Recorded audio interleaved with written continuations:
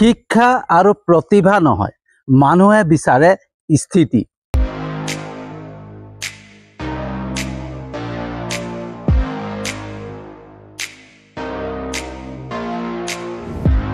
Good evening বন্ধুসকল, শুভ সন্ধ্যা। তো বন্ধুসকল, আমাক দুখ লাগে, আমি আঘাত পাওঁ, আমি মানসিকভাৱে ভাঙি পৰোঁ, আমি নিজকে দুৰ্বল অনুভৱ কৰোঁ যেতিয়া মানুহে আমাক গুৰুত্ব নিদিয়ে, মানুহে আমাক অৱহেলা কৰে।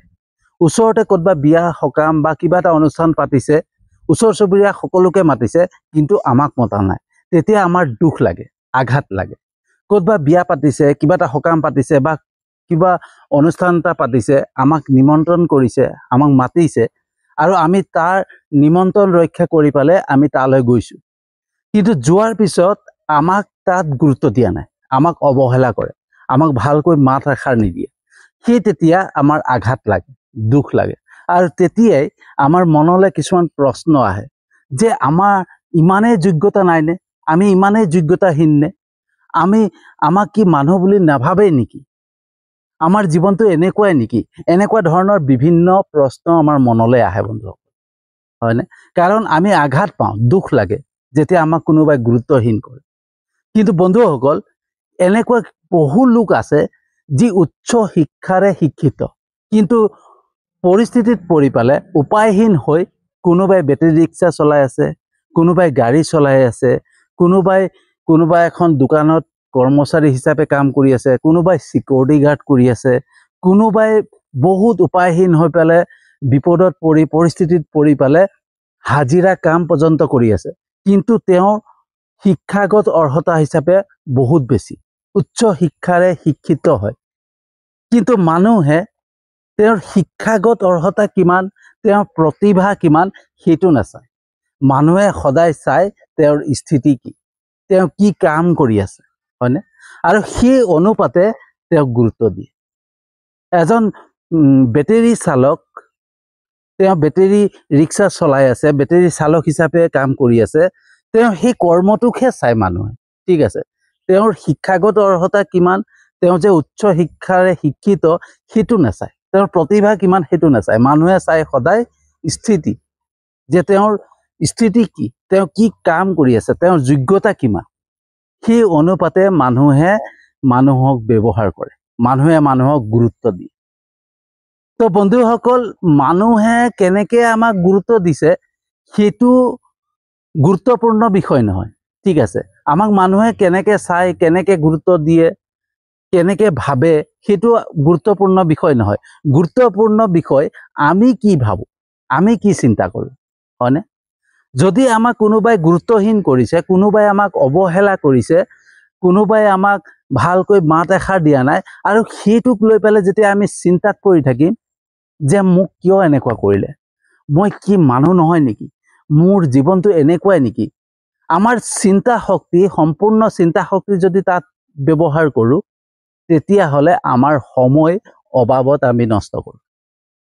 আমাক যদি কোনোবাই গুৰুত্বহীন কৰিছে, কোনোবাই আমাক অৱহেলা কৰিছে, সেইটো আমি সুযোগ হিচাপে ল'ব লাগে, হয়নে?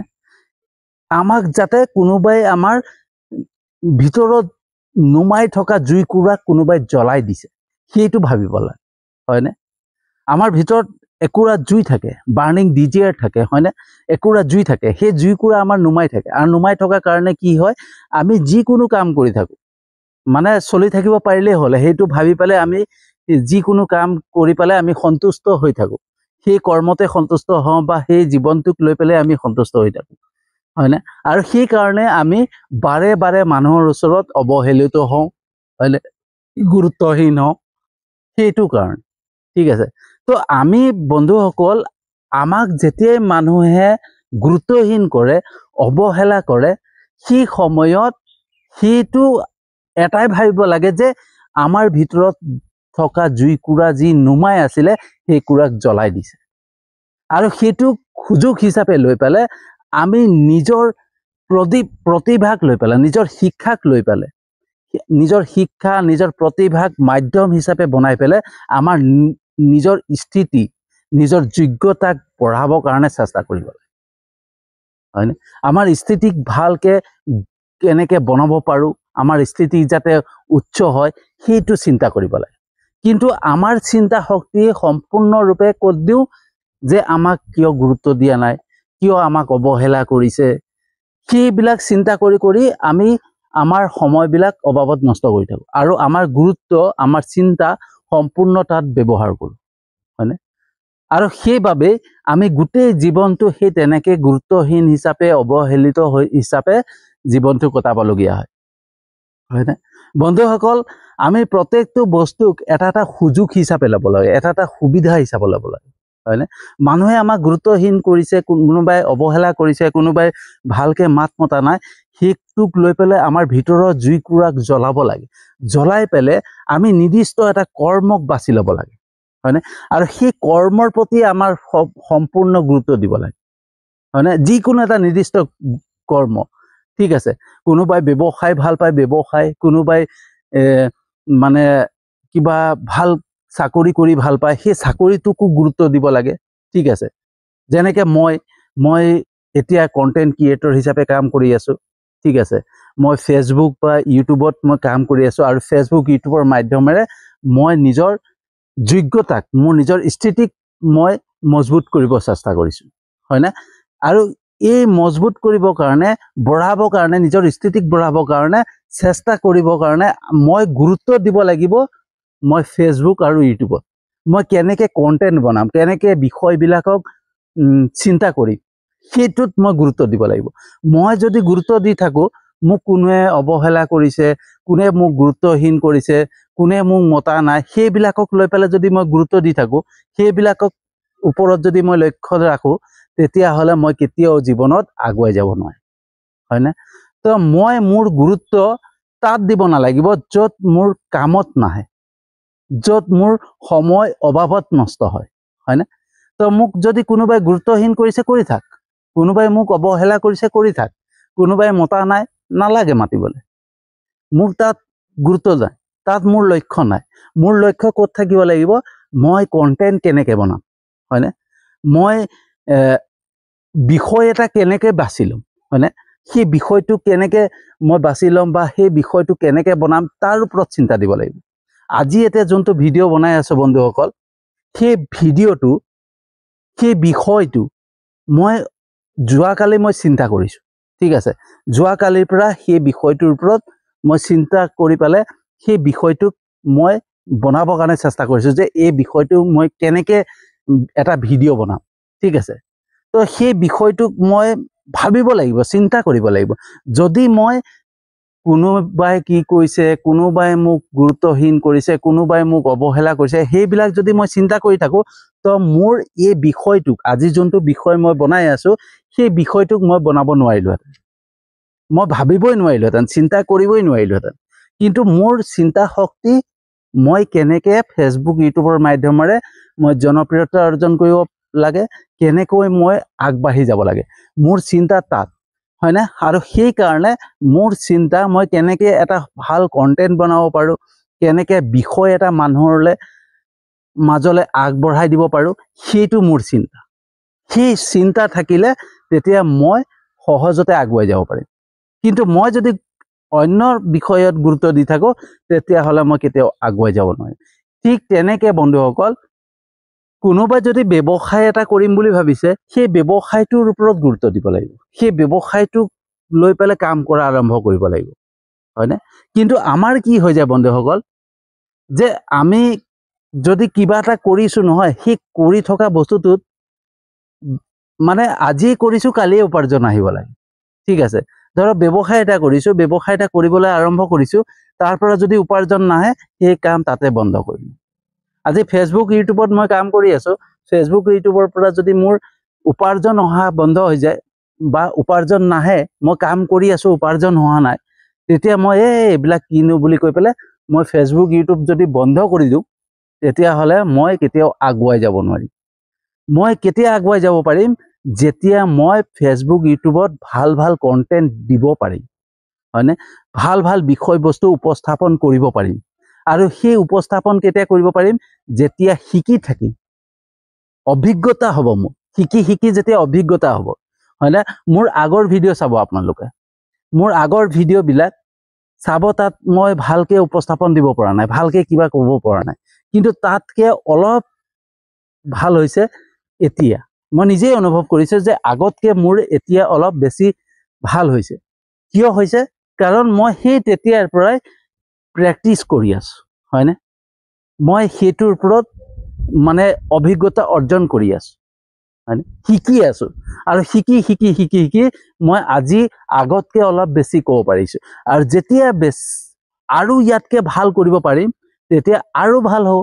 সেই তেনেকেই মই ফেচবুক বা ইউটিউবত ভাল উপস্থাপন দিব পাৰিলে, ভাল কণ্টেণ্ট বনাব পাৰিলে এদিন মই সফল হ'ব পাৰিম। ঠিক তেনেকৈ এটা ব্যৱসায় কৰি আছোঁ, সেই ব্যৱসায়টো শিকিব লাগিব। আজিয়ে কৰিছোঁ কালিয়ে পাম সেইটো নহয়, হয়নে? তো আমি শিকিব লাগিব প্ৰথম।